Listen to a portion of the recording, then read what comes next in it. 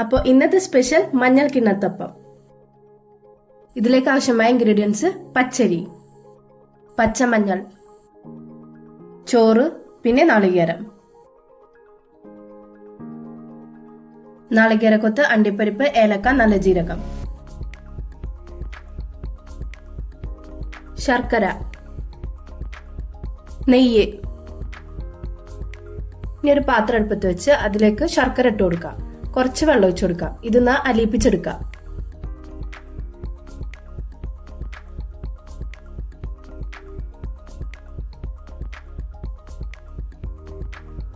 ഇനി ഇത് ഒരു പാത്രത്തിലേക്ക് അരിച്ചു മാറ്റി കൊടുക്കാം.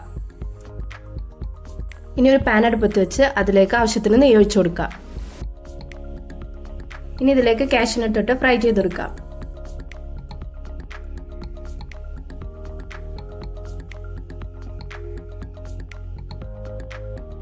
ഇനി നാളികേരക്കൊത്തും ഫ്രൈ ചെയ്തെടുക്കാം.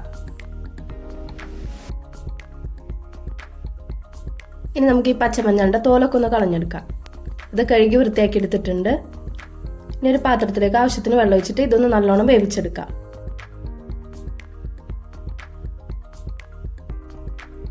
ഇനി ഇതൊരു പാത്രത്തിലേക്ക് മാറ്റി കൊടുക്കാം. ഇനി ഒരു മിക്സിയുടെ ജാറിലേക്ക് കുതിർത്ത് വെച്ച പച്ചരി ഇട്ട് കൊടുക്കാം, ചോറിട്ട് കൊടുക്കാം, ഏലക്ക ഇട്ട് കൊടുക്കാം, നല്ല ജീരകം ഇട്ട് കൊടുക്കാം, നാളികേരം ഇട്ട് കൊടുക്കാം. ഇനി ശർക്കരപ്പാനി ഒഴിച്ചു കൊടുക്കാം. ഇനി ഇത് നല്ലോണം ഒന്ന് അരച്ചെടുക്കാം. ഈ അരച്ചത് ഒരു പാത്രത്തിലേക്ക് ഒഴിച്ചു കൊടുക്കാം. ഇനി ഇതേ മിക്സർ ജാറിലേക്ക് ബാക്കിയുള്ള പച്ചരിയും പച്ചമഞ്ഞളും ആവശ്യത്തിന് ഉപ്പും ചേർത്ത് വെള്ളവും ചേർത്ത് അരച്ചെടുക്കാം.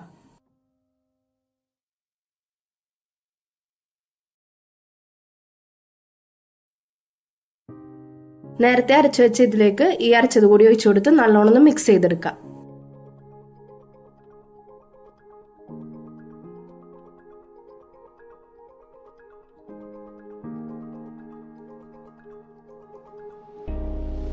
ഇനി ഇതിലേക്ക് വറുത്ത് വെച്ച അണ്ടിപ്പരിപ്പും തേങ്ങാക്കൊത്തും ഇട്ട് കൊടുക്കാം. എന്നിട്ട് നല്ലോണം ഇതൊന്ന് മിക്സ് ചെയ്തെടുക്കാം.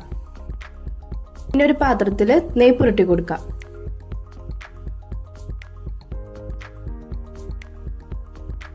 ഇനി ഒരു ഇഡ്ഡലി പാത്രത്തിൽ ഈ പാത്രം ഇറക്കി വെച്ചതിന് ശേഷം ഈ മിക്സ് അതിലേക്ക് ഒഴിച്ചു കൊടുക്കാം.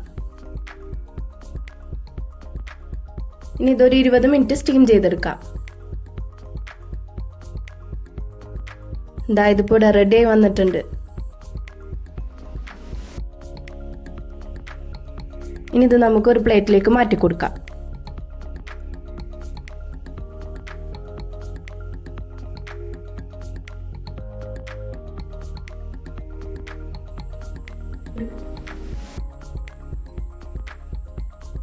എങ്ങനെയുണ്ടോ?